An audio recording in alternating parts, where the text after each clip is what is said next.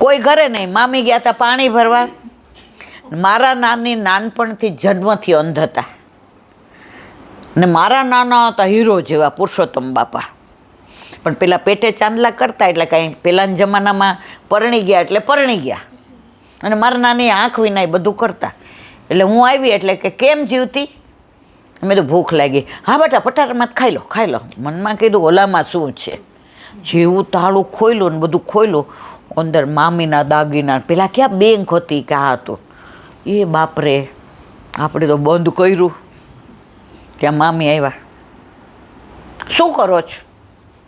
મેં તો આ તાળામાં શું રાખ્યો છો? ઓરો તમે ચાવી લઈ આવ્યા? ક્યાંથી લઈ આવ્યા? મેં તો મામા પાસેથી.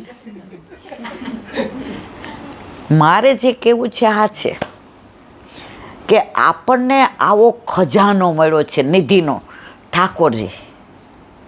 આપણે હૈયાના તાળામાં વાસીને રાખીએ છીએ. જેમ આ ચાવી કેડે બટકાવીને રાખે મામા કે કોઈ લઈ ન જાય ને જોઈ ન જાય, એમના આપણા ઠાકોરજી આપણા માથે વિરાજતા આપણે કોઈને દર્શન કરાવાય નહીં. આપણે કેમ બધું ધરાવીએ છીએ ને હીરાના ને મોતીના, આવો આડંબર કરીને કોઈને કહેવાય નહીં. વાત ઓલા બે ભાઈ નહીં કરતા હતા. જેટલું બચ્યું એટલું લઈ લીધું. તો ઓલી તિજોરી જે એટલે કે પટારો હતો ને એ આવ્યો હતો એની અંદર બધું. એટલે મોટા ભાઈ કીધું નાનકા એકલો લઈ આવ્યો આ પટારો? એ કે હા. એ કે હવે બળી જાય તો વાંધો નહીં, ઘર વખરી જ છે, એ નવી આવશે. મૂળા હતું બધું, આખી જિંદગીની કમાણી આપણા મા બાપની. ત્યારે વચનામૃતમાં સાંભળ્યું કે આપણા બધાની દશા આ છે, જેટલું ગયું એટલું બળી ગયું, પણ હીરા રૂપી પ્રભુને પધરાવી લ્યો, હવે જીવન થોડું રહ્યું. ગાવાની મજા આવી, પણ પ્રભુ વિનાનું ઘર એટલે તમારા જીવનનું અંધારું.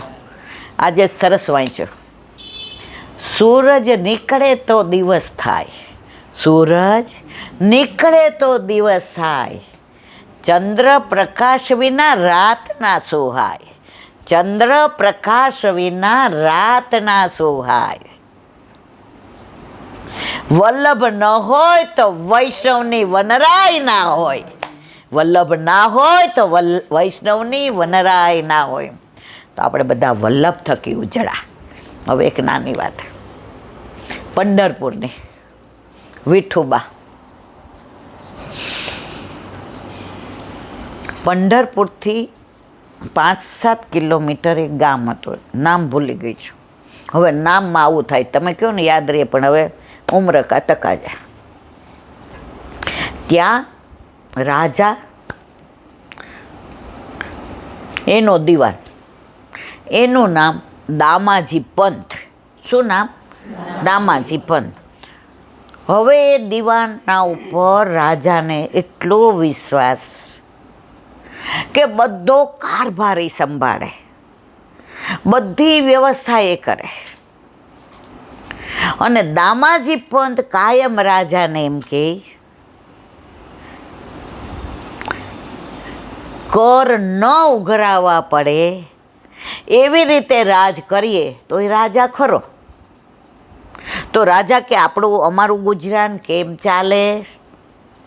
તો કે અમે બધા ઓલો રેટિયો કાંતીએ છીએ, તમે કાંતો. રાણી સાહેબા કે ન ભૂતો ન ભવિષ્યથી, અમારાથી આવું થાય નહીં, એટલે કર ઉઘરાવતા.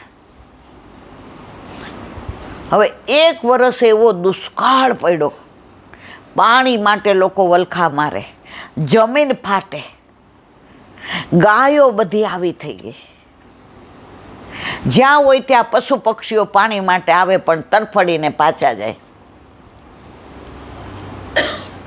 હવે દામાજી પંતને બહુ ચિંતા થઈ. જેવા દરવાજે ઊભા રહીએ તો રામ બોલો ભાઈ રામ, રામ બોલો ભાઈ રામ. પૂછે શું થયું? દુષ્કાળમાં ઘરમાં અનાજનો દાણો નહોતો, રામ બોલો ભાઈ રામ. દામાજી પંતેની પત્નીને કહ્યું, સાંભળે છે? આપણે દીવાન છીએ તો ઘણા પગાર આવતા હતા, એમાંથી આપણે 2 જણા છોકરા છે, આપણે કાંઈ ભેગું કર્યું છે? એ કે ઘણુંય કર્યું છે. એ કે તો અનાજ લઈ આવી આજુબાજુમાંથી ને જેટલાના ઘરે નથી ને એને દઈએ. એ કે મને કબૂલ મંજૂર છે. એની પત્ની એનાથી આગળ હતા. એ કે આ દાગીના પહેર્યા છે એ લઈ જાઓ તો ગામમાં કોઈ મરે જ નહીં. તો આજુબાજુમાંથી ગાડા ને ગાડા ભરી આવ્યા, ઘઉં ને બાજરો ને જાર ને, અને બધાને કીધું જોઈએ એટલું લઈ જાઓ. અને ગામવાળા એટલા સારા, જેટલું જોઈતું તું એટલું જ લઈ જાય. હવે એની પાસે પૈસા ખોટા, હજી વરસાદ આવવાને વાર. એટલે એકવાર રાતના ખાટલો પાથરીને બેઠા હતા 2 જણા, ઝીણો ઝીણો પ્રકાશ તારાનો. ત્યારે દામાજીએ કહ્યું, દેવી મારે એક વાત કરવી છે. કાલ સવારે હું ન હોઉં મને ફાંસીએ ચડાવે, તમે એકલા રહી શકશો?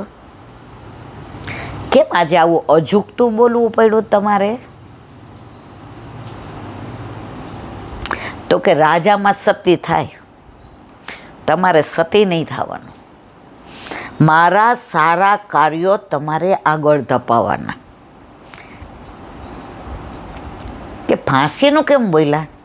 એ કે મને એવો વિચાર આવ્યો, રાજાનો હું દીવાન છું, એટલે અન્નકોશ હોય ને જે અન્ન બધા, એની ચાવી મારી પાસે છે. હવે રાજાને મારા ઉપર વિશ્વાસ છે, કાલથી અન્નકોશ ખોલી નાખું, લઈ જાય બધાય, વરસાદ આવે ત્યાં સુધી ખાય. રાજાએ એટલું ભેગું કર્યું છે. હવે ખબર પડે તો શું કરે? એ કે ફાંસી દે. તમે તૈયાર છો દેવી? એ કે હું તૈયાર છું, પણ તમારી પાસે ઓલી જણસની ચાવી છે ને એ મને આપો. જણસ એટલા હીરા મોતીને. એ કે હું ખોલી દઉં, એટલે ખબર પડે તો મને ફાંસી દે ને. સમજ્યા બધા આખી વાત? 2ને ફાંસી દે. એ કે હાલો. રાતના 2 ગયા, ખોલી નાખ્યો. આવી વાતને વકરતા વાર ન લાગે. એક જણ થેલી લઈને નીકળું તો બધાય, અરે ગામમાં બધાય કોઠી ભરી લીધી ને કે હવે વરસાદ મહિનો મોડો આવે તોય વાંધો નહીં. જ્યાં સારા કાર્યો થતા હોય ને ત્યાં પાછળ હખણા રહેવાવાળા ન હોય.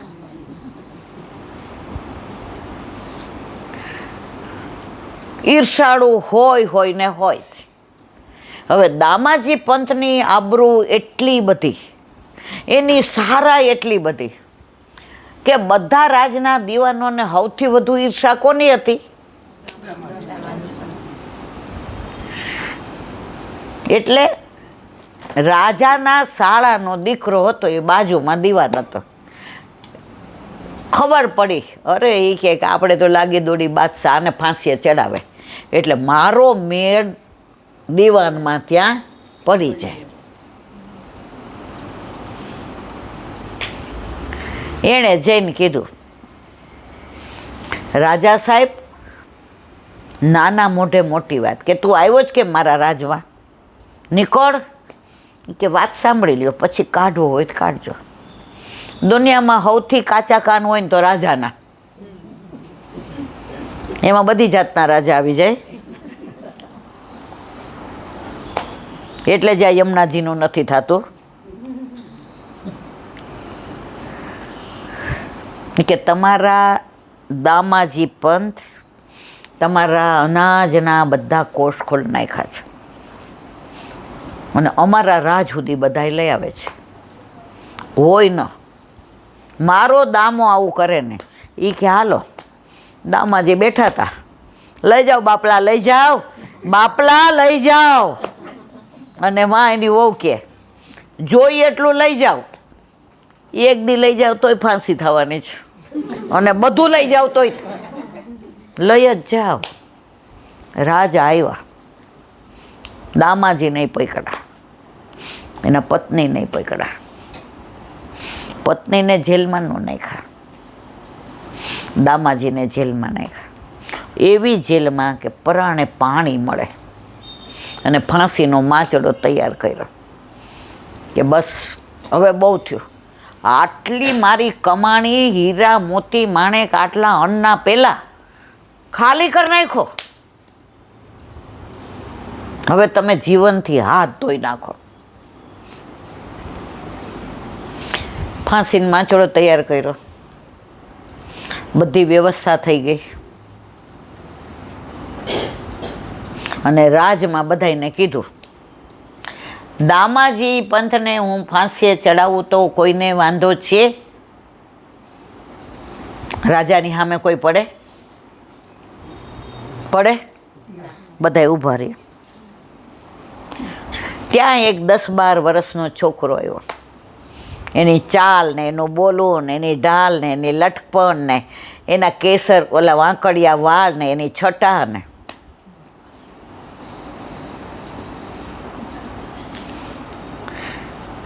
રાજા તો બોલી ન હોય કાં કોણ છો.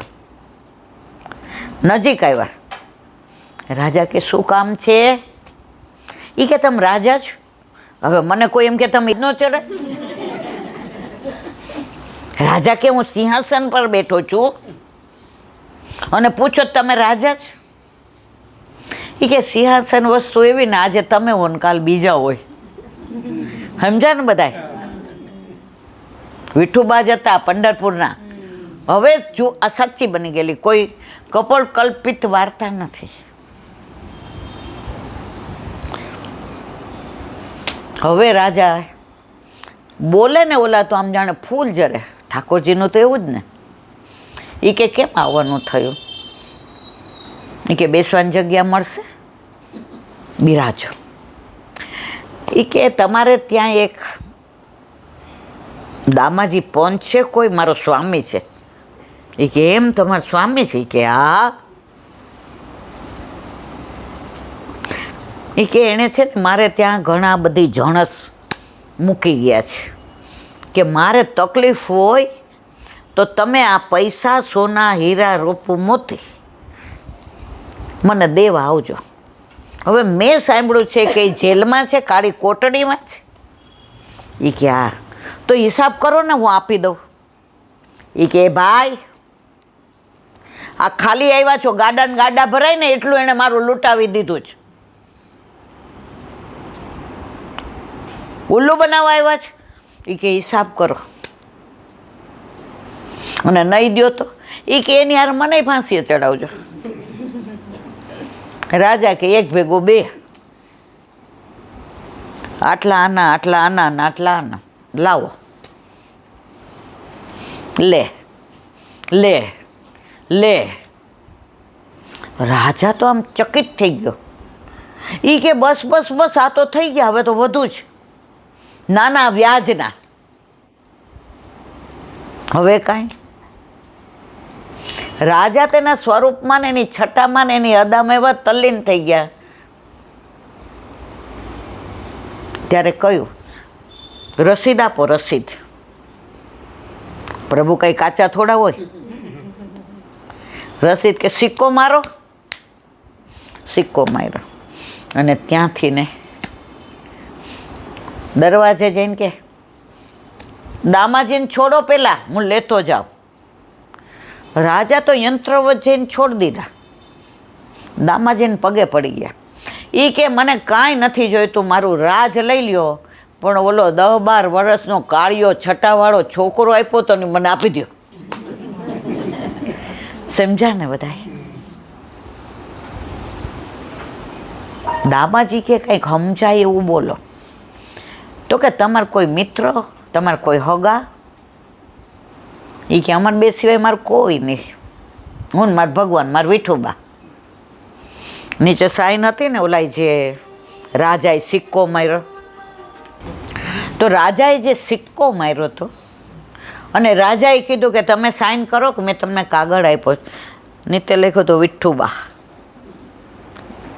પંઢરપુરના દામાજી પંતે. અરે મારા માટે મારા પ્રભુએ શ્રમ લીધો.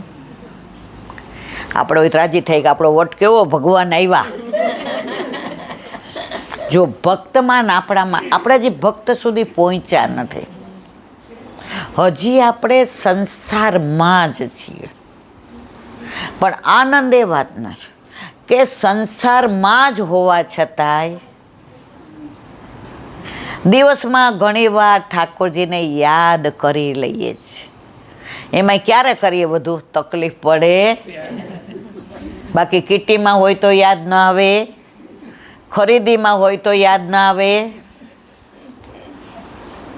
દીકરાઓ વારે આનંદ કરતા હોય તો યાદ ના આવે, પણ જેવું વડચકું તોડે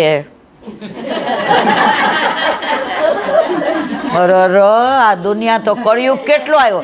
અરે હમણાં તો બેન બહુ મજા આવતી હતી, હવે કળિયુગ આવી ગયો. તો દુઃખ में सुमिरन सब करे, सुख में करे न कोई, जो सुख में सुमिरन करे तो दुख काहे को होय.